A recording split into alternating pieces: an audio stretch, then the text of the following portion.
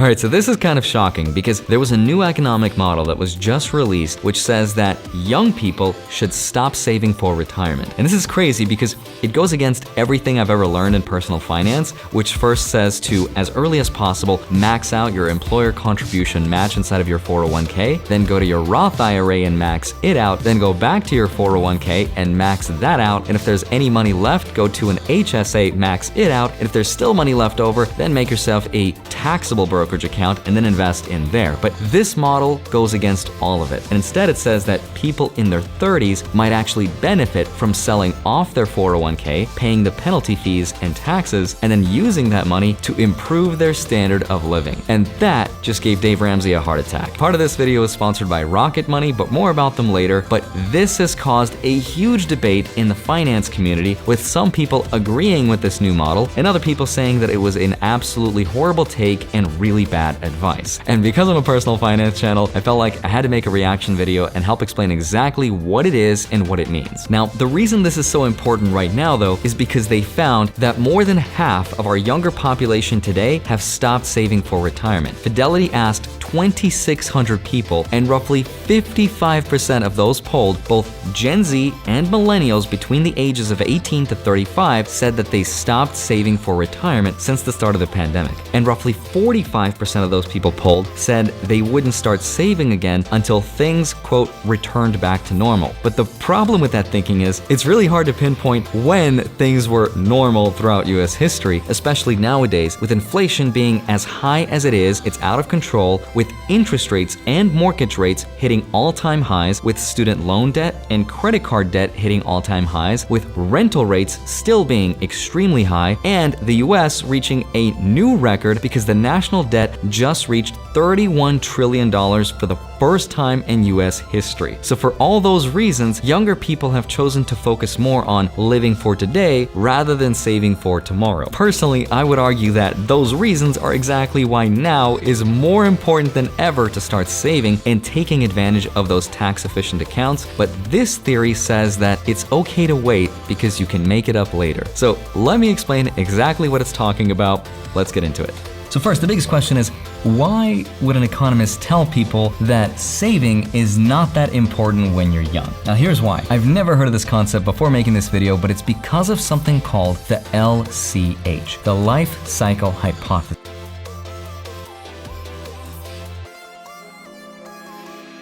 And what this is the theory that was developed in the 1950s that's used to describe how people like to spend and save their money throughout the different phases of their lives. And what this theory does is it assumes that all of us plan on saving based on keeping the same standard of living throughout those different phases. Now, they specifically choose to focus on this graph, which shows younger people tend to spend more money since they make less money. People in the middle focus on spending less and saving more to catch up because that's when they make the most money, and older people tend to spend more money to maintain their lifestyle since they don't have a job. Now, all of this is assuming that in each and every one of those phases, the goal is to smooth out any kind of changes to your lifestyle while maximizing your happiness, because it argues the whole point of saving for retirement is to live the same kind of lifestyle while you are working as the one you want to live when you're not working. And it argues that this theory actually works for both high-income earners and low-income earners. For high-income earners, for example, it says it's perfectly normal not to save a ton of money in your 20s because you won't be making a lot of money in your 20s, therefore you'll have to spend more to enjoy the same level of lifestyle and to maximize your happiness level. That's because $1,000 will mean a lot more to you when you're making $25K a year in your 20s than it will when you're 35 and you're making substantially more, which is when you can save more to make up the difference. Now, it argues the same is true for low-income earners, but for a different reason. And that reason is because Social Security will supplement most of that income, which means you need to save less to make up for it. Now, to back this up, they show this data from 2011, which shows that Social Security replaced the income for roughly 84% of the lowest income earners and only 16% of the highest income earners. This message was brought to you by the US government. No, I'm just kidding, but this theory gets really interesting when it addresses saving to invest for retirement. All right, so here's what this theory says about saving saving to invest. It gives a couple conditions that have to be true for this model. And the first condition is that real interest rates will stay at or near zero like they were for the last decade. Now, the second condition for this model is risk-free investing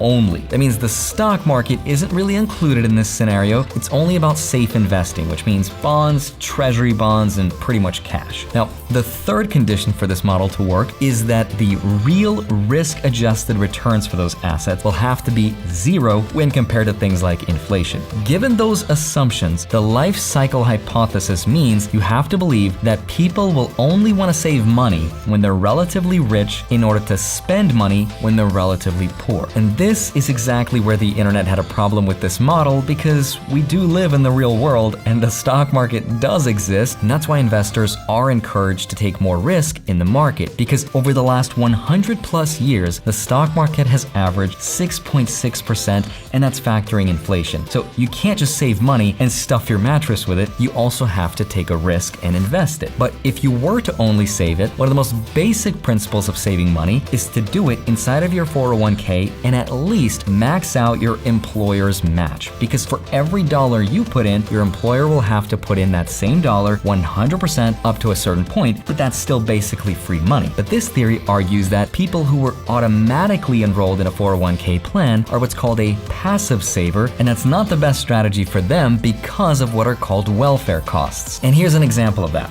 Let's say we have two restaurants. You want to go to this one, which is more expensive, so instead you go to this one, which is cheaper. Technically, that's an example of a welfare loss because you made a suboptimal decision to your lifestyle. And upon realizing you could be living a better life if you weren't forced to save, people sell their 401ks, they pay their taxes and penalty fees, and instead they choose to spend the money for a more optimal lifestyle. The author argues that passive savers are not building a habit of saving money because they were forced to save. Therefore, most people won't choose to start saving for retirement until a later phase in life and the age of roughly 35, when they start making more and they can catch up without a change to their lifestyle. So that's what this is. Now let me give you my personal thoughts. Now luckily, I'm pretty sure this was just a study of a theoretical economic model and not a study of actual people living actual lives, but either way, here's what I think it gets right and what I think it gets wrong, starting with the right. Number one, I 100% agree that the money you spend in your 20s will be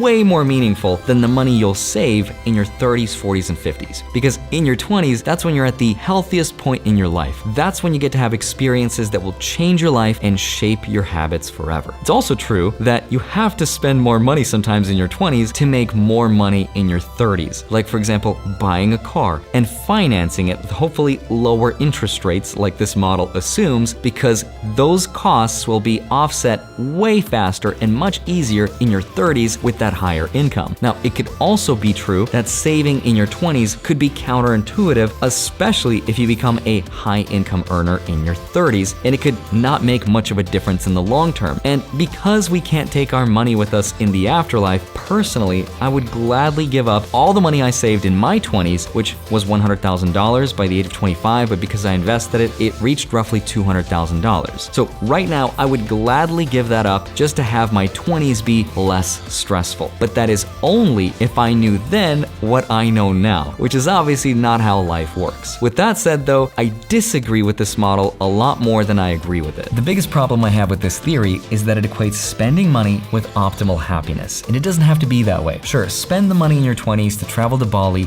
buy iced coffees and avocado toast, but you can find other ways to be happy that doesn't mean spending all your money. Another problem is that this theory assumes everyone wants to maintain their standard of living, and that's not true for everyone. Some people, like the FIRE community, aspires to save as much as possible as early as possible because it gives them more choices in life much earlier in life. For me, for example, I saved roughly 50% of my income in my 20s, and I could do that in my 30s much faster what it took me a decade to do, but it's the fact that I saved money in my 20s that allowed me to make a more optimal path in life, because having those additional assets gave me the confidence to make a change in my career, which is not something that I might have done in my 30s if I didn't have any savings at all. And saving early on taught me how to be happy with less and to not equate my spending to my happiness, and that is a lesson that is way easier to learn when you're younger than it is when you are older. Another problem I have with this hypothesis is that it doesn't seem to take into account gaps in employment, which is exactly when you want to have some from savings because it gives you options, especially times like these when there are hiring freezes and more layoffs coming. And another problem I have with this theory is that it assumes everyone wants to retire at traditional age of 67. And hopefully, if you actually watch my videos and you've subscribed by going to my profile and clicking subscribe, because YouTube just got rid of the subscribe button on the videos, which is crazy, hopefully your goal is to maybe retire a little bit earlier than everyone else. Now,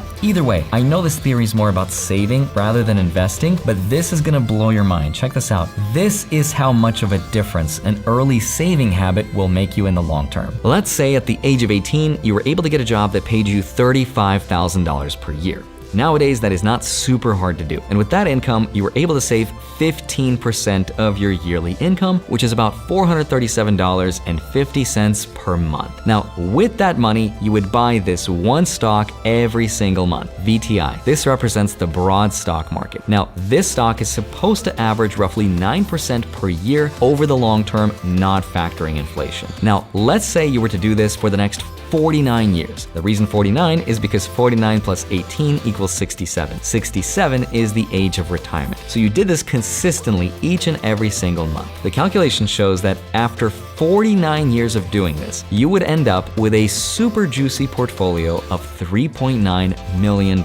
Now, let's instead assume that you waited to save for retirement until you turned roughly 35. That's exactly what this model says is when most people start saving. But the catch is that you got a job that paid literally twice as much, $70,000 per year, and you also saved 15% of that income and started investing. That's roughly $10,500 every single year, twice as much. But because you started at 35, you now have 32 years of compound interest, not 49. The calculation shows that after 32 years of doing this, your portfolio would end up being roughly $1.7 million.